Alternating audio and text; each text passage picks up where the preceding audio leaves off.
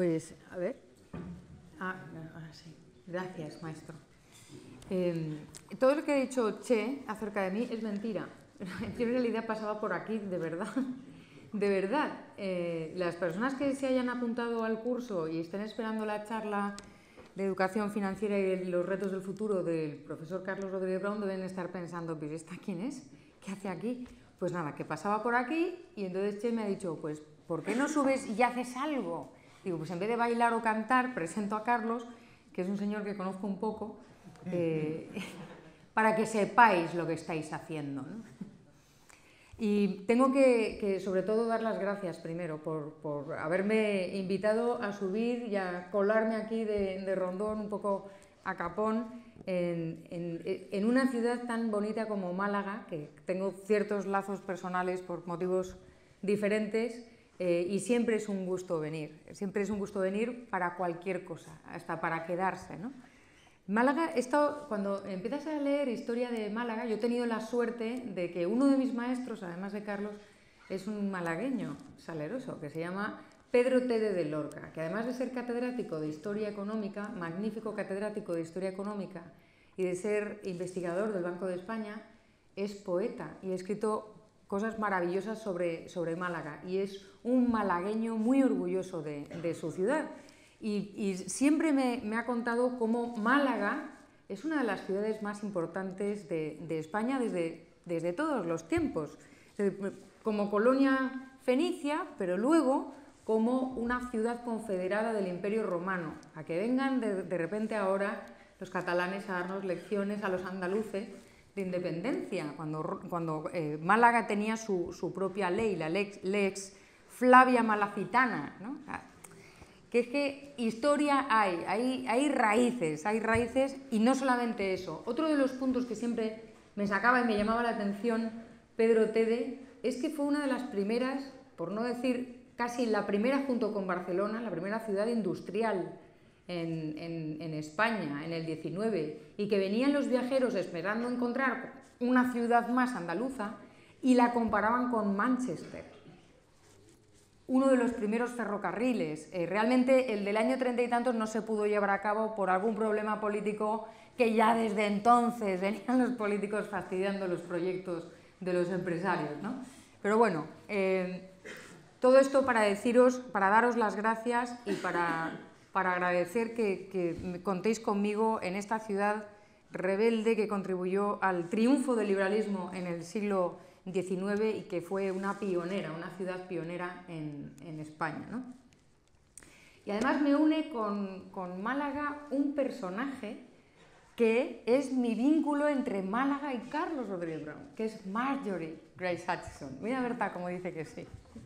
Marjorie Grace Hutchison, una historiadora económica inglesa que se afincó en Málaga porque llegó un poco como yo, así como de pasada, y se quedó, como tantas otras personas hacen, que llegan a Málaga y se quedan, ¿no? Entonces, mi primera publicación porque mi primera publicación con este señor, gracias a este señor, se llamaba Pobres viejos pobres, y hablaba de las pensiones, y todavía seguimos hablando de pensiones, ¿no? O sea, ya entonces, hace muchísimos años, no existía el coche, todavía íbamos a caballo en esa época.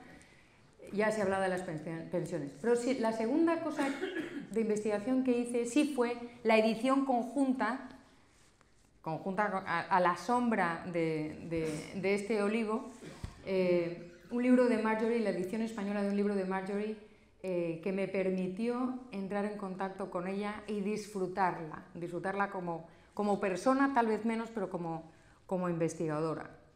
Y bueno, pues ese es mi vínculo entre Málaga y Carlos, es Marjorie Grace Hutchison.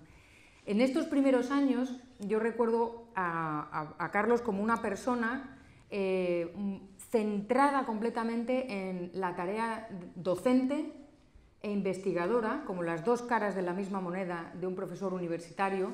No todos, ¿verdad? No todos los profesores universitarios piensan así, pero no solamente eso, sino que era un profesor cercano, humilde, que me puso en contacto, me puso en contacto con el Instituto Juan de Mariana y me encaminó hacia la defensa del liberalismo no solamente hacia el estudio del pensamiento económico liberal y no liberal, porque una de las publicaciones más importantes sobre Marx pues las ha publicado él, sino también a la defensa y la divulgación honesta y humilde del pensamiento liberal fuera de la academia. Básicamente, pues casi como que me enseñó a leer y a escribir con conciencia, ¿no? Con conciencia de lo que se hacía. Y tiene ciertos parecidos con eso que estamos, la otra cosita que voy a enseñar, además de Carlos, que es el círculo, Henry Hazlitt. Porque Henry Hazlitt, que es una persona muy poco conocida, se le conoce sobre todo porque escribió Economía en una lección, que es un libro muy divulgativo y muy bueno si no tienes mucha idea de economía, pero quieres entender un poco y tal, ¿no? Y eso parece que la divulgación es algo menor, es algo que, bueno, pues es como hacer reír, ¿no? Que parece que es fácil y luego resulta que es mucho más difícil de lo que parece.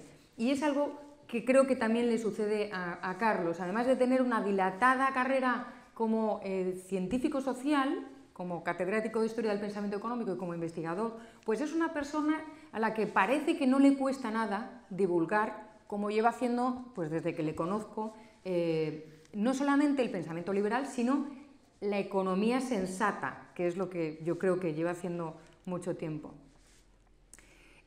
Tanto Carlos como Henry Hazlitt pues despuntaron como economistas y como periodistas, pero la diferencia es sorprendente y es la historia de este hombre.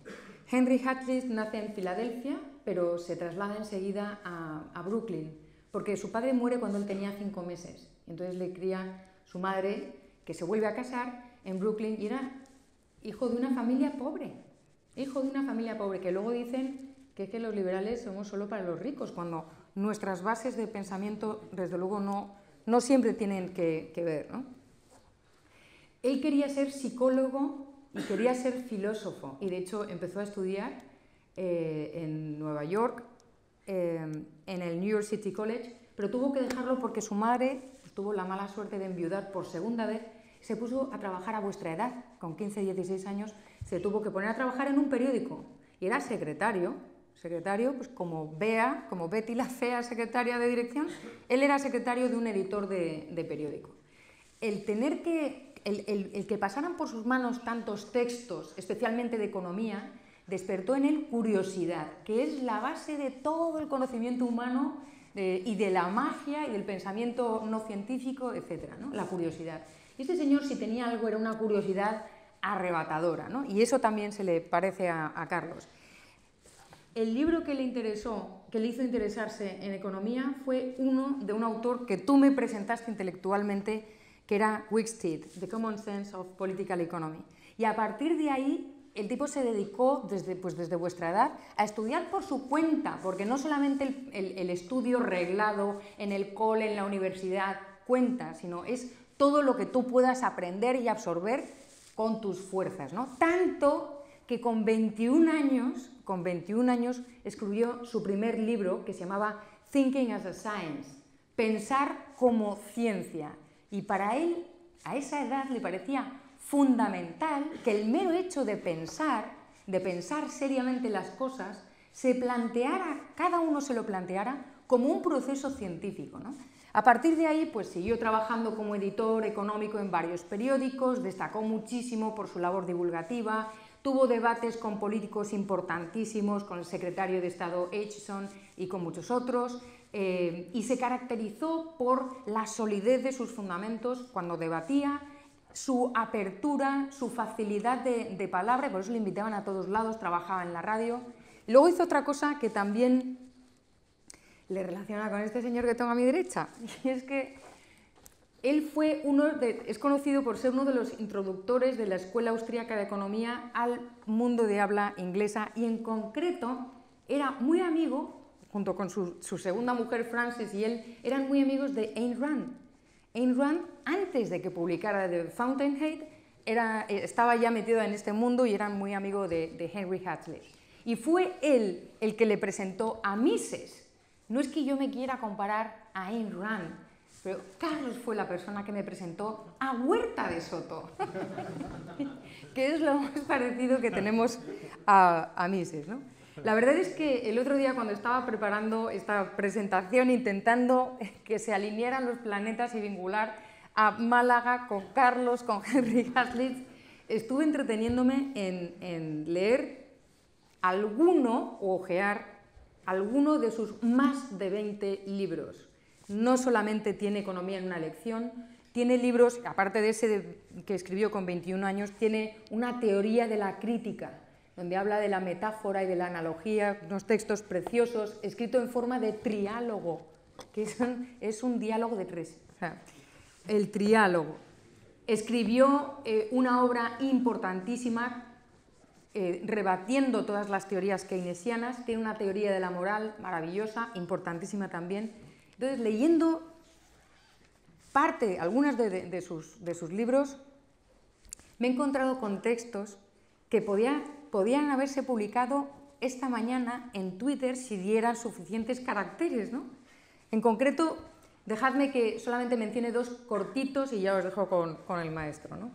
Uno lo escribió en 1933, situémonos. Este señor vivió la Primera Guerra Mundial alistado en la Marina estadounidense, vivió la crisis del 29 y la Segunda Guerra Mundial. Ríete tú de nuestros problemas. 2 guerras mundiales y la crisis del 29. Y nos quejamos, ¿no? Y en el año 33 escribió En lugar de la dictadura, instead of dictatorship. Y entonces él habla de la democracia, que yo soy crítica siempre porque soy muy borde. Entonces siempre he tenido este problema de la democracia, pues es la imposición de la mayoría. Y entonces él habla de la democracia como la alternativa pacífica a la guerra civil. Es decir, si hay que tomar decisiones en un grupo, o nos liamos a tiros o tenemos una democracia. Y luego dice una cosa que me parece fundamental para distinguir si estamos viviendo en una democracia o no, y yo voy a dejar la pregunta y vosotros lo contestáis. La democracia es ineficiente, dice, pero admite críticas. Las dictaduras no solamente suprimen la libre crítica, sino que deben hacerlo para poder sobrevivir, ¿no? Entonces, pensad qué tipos de movimientos necesitan suspender y eliminar cualquier tipo de crítica, porque si no, no sobreviven.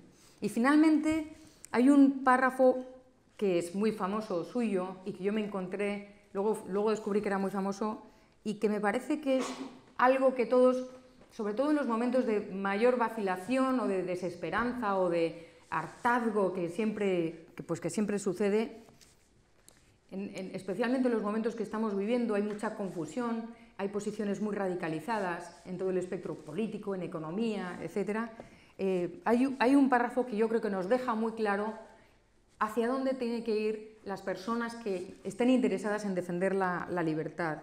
Y dice algo así, porque estoy traduciendo sobre la marcha, como: estos tiempos reclaman coraje, estos tiempos reclaman trabajo duro, pero si la demanda es tan alta es porque lo que está en juego es incluso mayor todavía. Y no es otra cosa más que el futuro de la libertad, que quiere decir en realidad el futuro de la civilización. Y con estas palabras os dejo con Carlos Rodríguez Brown, que nos va a enseñar un poquito de finanzas personales y los retos del futuro.